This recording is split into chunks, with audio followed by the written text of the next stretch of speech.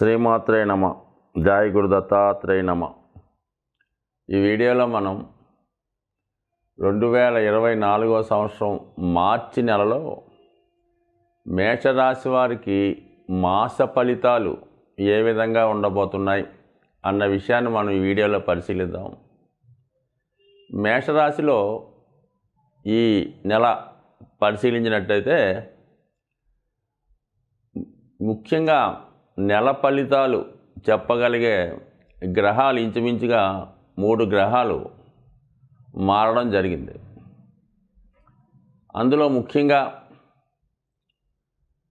ఈ మార్చి 14వ తారీఖున లాభస్థానంలో ఉన్నటువంటి రవిగ్రహం 12వ స్థానంలోకి మారుతూ రాహుకి దగ్గరగా కలిసే విధంగా ప్రయాణించడం జరుగుతుంది. ఒక విధంగా మనకి మార్చి 14వ తారీఖు వరకు అత్యంత శుభస్థానంలో ఉన్నటువంటి రవిగ్రహం 12వ స్థానంలోకి వస్తూ రాహుతో కలిసి ప్రయాణం చేయడం అన్నది ఒక విధంగా గ్రహణ యోగం అన్నది ఏర్పడుతుంది. సో ఈ కారణం వల్ల అధికార హోదాలో ఉన్నటువంటి వారికి, అంటే మేషరాశిలో ఎవరైతే అధికార హోదాలో ఉన్నారో లేదంటే రాజకీయ రంగంలో ఉన్నారో అటువంటి వారికి ఒక విధమైనటువంటి అపకీర్తి కలిగే అవకాశం ఉంది. అలాగే సరైనటువంటి నిర్ణయాలు తీసుకోలేకపోవడం వల్ల మీరు తీసుకున్న నిర్ణయాలు ఇతరులకి బాధ కలిగించడం వల్ల ఒక విధమైనటువంటి అసంతృప్తి మీ యొక్క శ్రేయోభిలాషులు మీ అనుచరుల వల్ల కలిగే అవకాశం ఉంది.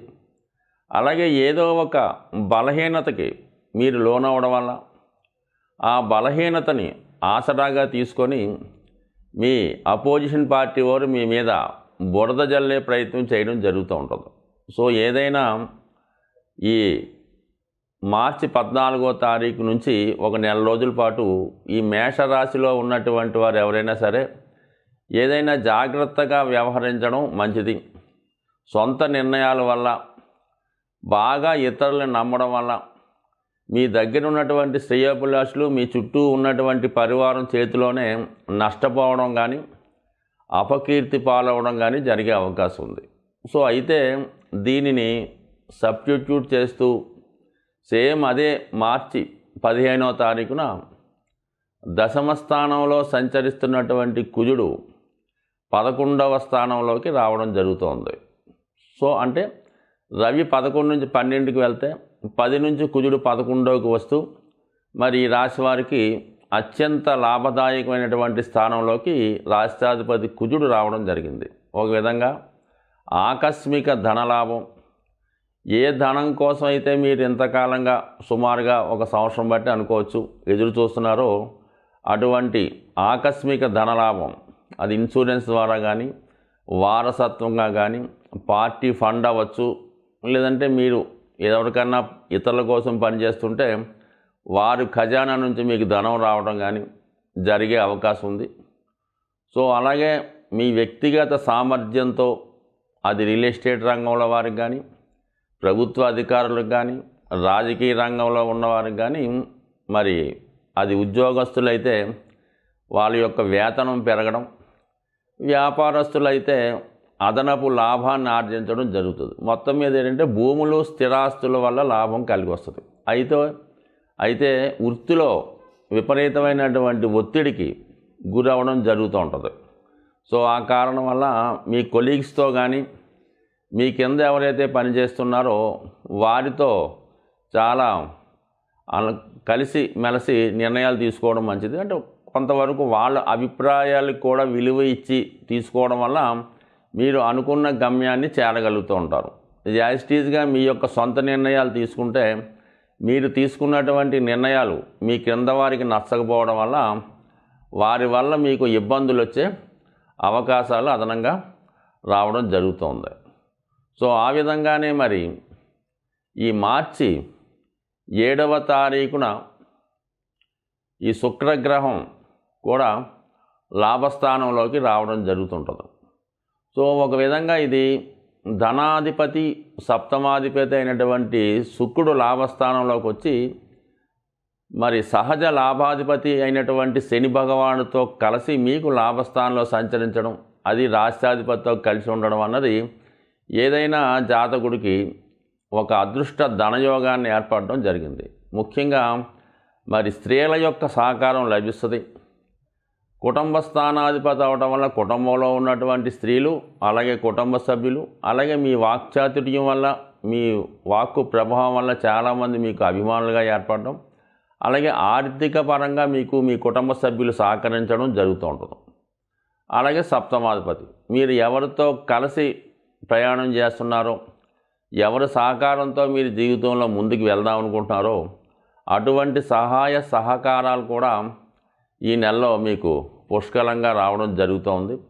సో ఏదైనా మరి లాభస్థానం నుంచి బుధ అలాగే రవిగ్రహాలు 12వ స్థానంలోకి ప్రయాణిస్తే దానికి బదులుగా ఈ కుజ శుక్రగ్రహాలు, ఈ కుజ శుక్రగ్రహాలు రెండూ కలిసినప్పుడు విపరీతమైనటువంటి లగ్జరీ ఏర్పడడం జరుగుతుంటుంది. అలాగే జాతకుడు విలాసవంతం ఈ జీవితాన్ని అనుభవించే ప్రయత్నం చేస్తాడు. ఎక్కడికి వెళ్ళినా అటువంటి సౌకర్యాలు రావడం జరుగుతూ ఉంటుంది.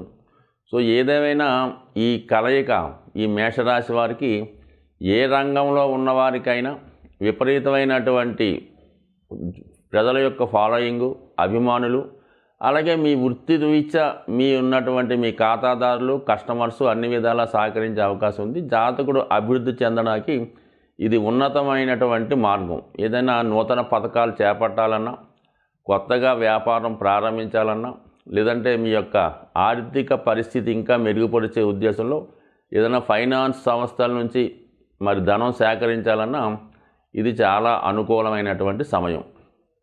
ఇంకా ముఖ్యంగా ఏదన్నా ఈ జాతకుడి యొక్క స్థితి నెల ప్రారంభం కన్నా సెకండ్ హాఫ్లో అంటే 15, 16 తారీఖులు దాటిన తర్వాత అద్భుతమైనటువంటి యోగాలు ఈ మేషరాశి వారికి ఏర్పడడం జరుగుతుంది. మరీ ముఖ్యంగా గురుగ్రహం, రాశి యందు ఉన్నటువంటి గురుగ్రహం సరిగ్గా మనకి మార్చి 16వ తారీఖు రాత్రి సుమారు 9 గంటలకి భరణి నక్షత్రం 3వ పాదంలోకి సంచరించడం జరుగుతుంది. అంటే భరణి 3వ పాదంలోకి మారడం జరుగుతుంది. సో దీనివల్ల ఏంటంటే ఈ శుక్రుడు వర్గోత్తమ అంటే పుష్కర నవాంశలోకి వెళ్ళడం జరుగుతూ ఉంటుంది. అంటే నవాంశలో తులారాశిలో పడడం, ఒక విధంగా ఈ నవాంశలో ఈ పుష్కర నవాంశలో గురువు ఉండగా చేపట్టినటువంటి శుభకార్యాలు కానీ అలాగే వివాహాలు కానీ చాలా అనుకూలంగా ఉండే అవకాశం ఉంది. బట్ ఈ కారణం వల్ల జాతకుడికి గురువు యొక్క సంపూర్ణ బలం ఏర్పడడం జరుగుతుంటుంది. ఇది ముఖ్యంగా నూతన వ్యాపార ప్రారంభాలకి అలాగే వివాహ విషయంలో ఒక నిర్ణయం తీసుకోవడానికి చాలా అనుకూలమైనటువంటి సమయం. సో ఏదైనా జాతకుడు సంపూర్ణంగా ఈ నెలంతా కూడా మంచి ఫలితాలు పొందడం జరుగుతుంది. సో ఈ నెలలో వస్తున్నటువంటి మాస శివరాత్రి మాత్రం ఖచ్చితంగా ఈ మేషరాశి వారు దాన్ని పాటించడం వల్ల గ్రహాలన్నీ మీకు అనుకూలించి సంపూర్ణమైనటువంటి విజయాన్ని మీకు అందిస్తాయని ఆశిస్తూ ఈ పక్షంలో ముఖ్యంగా వస్తున్నటువంటి పర్వదినం మహాశివరాత్రి. అది మనకి మార్చి 8వ తారీఖున రావడం జరుగుతుంటుంది. శివరాత్రి రోజున ఖచ్చితంగా ఏ రాశివారైనా సరే శివానుగ్రహం కోసం ఆ రోజు ఖచ్చితంగా ఏదో ఒక శివాలయాన్ని దర్శించి అభిషేకం చేసేటటువంటి మనకి అంత అవకాశం దొరకకపోయినా కనీసం శివుణ్ణి కళ్ళారా దర్శించడం వల్ల, లేదు బయట ఉన్నటువంటి శివలింగాన్ని అవసరమైతే కొద్దిగా అభిషేకం సొంతంగా చేసుకోవడం వల్ల నవగ్రహాల యొక్క అనుగ్రహానికి పాత్రలు అవడం జరుగుతుంటుంది. ముఖ్యంగా ఈ మనం ప్రతి వీడియోలో కూడా మాస శివరాత్రి ఈ శివుడికి అభిషేకం చేసుకోమని చెప్తూ ఉంటాం. అంటే మాస శివరాత్రి ఒక్కరోజు శివుడికి అభిషేకం చేసుకుంటే మొత్తం ఆ నెలంతా కూడా శివుడికి అభిషేకం చేసినట్టుగా మీ ఖాతాలో రాయడం జరుగుతుంది.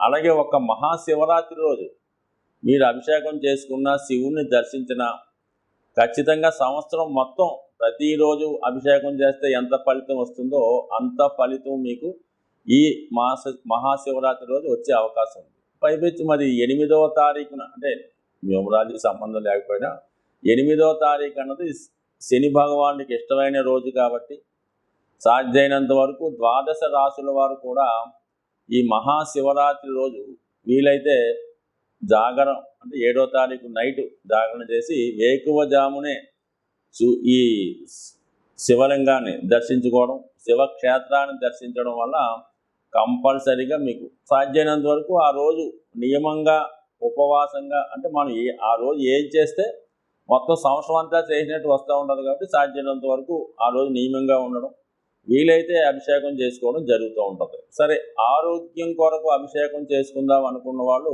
ఆవు పాలు, ఆవు పెరుగు, ఆవు మజ్జిగతో చేసుకోవడం వల్ల ఆరోగ్యం వస్తుంది. ఐశ్వర్యం కోసం ఎవరైతే అభిషేకం చేద్దాం అనుకున్నారో వాళ్ళు చెరుకు రసంతో కానీ పంచదారతో కానీ అభిషేకం చేయడం వల్ల ఐశ్వర్యం వచ్చే అవకాశం ఉన్నది. అలాగే మంచి కంఠం రావాలన్నా, వాక్చాతుర్యం రావాలన్నా, మంచి చదువు రావాలన్నా తేనెతో అభిషేకం చేసుకోవచ్చు. బట్ ఏదీ లేకపోతే శుద్ధ జలంతో అభిషేకం చేసుకోవచ్చు. అలాగే విభూతితో అభిషేకం చేయడం వల్ల మోక్షం పొందే అవకాశం ఉంది. బట్ ఏదైనా శివారాధన చేసుకోవడం వల్ల ప్రస్తుతం ఈ రాశిలో ద్వాదశ రాశుల వారికి ఉన్నటువంటి దోషాలు ఖచ్చితంగా పరిహారం అవుతాయి. ముఖ్యంగా ఎవరైతే ఏలినాటి శని, అష్టమ శని, అర్ధాష్టమ శనితో ఇబ్బంది పడుతున్నారో, లేదా రాహు యొక్క ప్రభావం, కేతు యొక్క ప్రభావం కూడా ఈ శివారాధన వల్ల వెళ్ళిపోయే అవకాశం ఉంది. అంటే సాధ్యమైనంత వరకు మరి మీనరాశిలో ఉన్నటువంటి రాహు ప్రభావం వల్ల తర్వాత చేద్దామనో, ఈ సంవత్సరం ఖాళీ లేదనో, జనం ఎక్కువ ఉన్నారనో మానేయకుండా అతి శ్రద్ధగా శివుణ్ణి పూజించడం, ఆ రోజు విధి విధానంగా నియమంగా ఉండడం, మీకు వీలుంటే ఆ రోజు ఈ శివాలయం దగ్గర ఉన్నటువంటి భక్తులకు కానీ అనాథులకు కానీ కేవలం మంచినీళ్ళు, ఏదో ఒక తినుబండారమో, ఏదైనా ఫ్రూట్సో, వారికి ఎక్కువగా ఫ్రూట్స్ అయితే మంచిది, లేదంటే చంటి పిల్లల తల్లి పాలు కానీ సాధ్యమైనంత వరకు ఒక 10 మంది కన్నా మీరు హెల్ప్ చేయగలిగితే జాతకంలో ఉన్నటువంటి గోచార రీత్యా వస్తున్నటువంటి సమస్త దోషాలు పోయే అవకాశం ఉంది. ఖచ్చితంగా ఈ నియమాన్ని పాటిస్తే సంవత్సరం అంతా కూడా ఆనందంగా ఉండాలని ఆశిస్తూ స్వస్తి.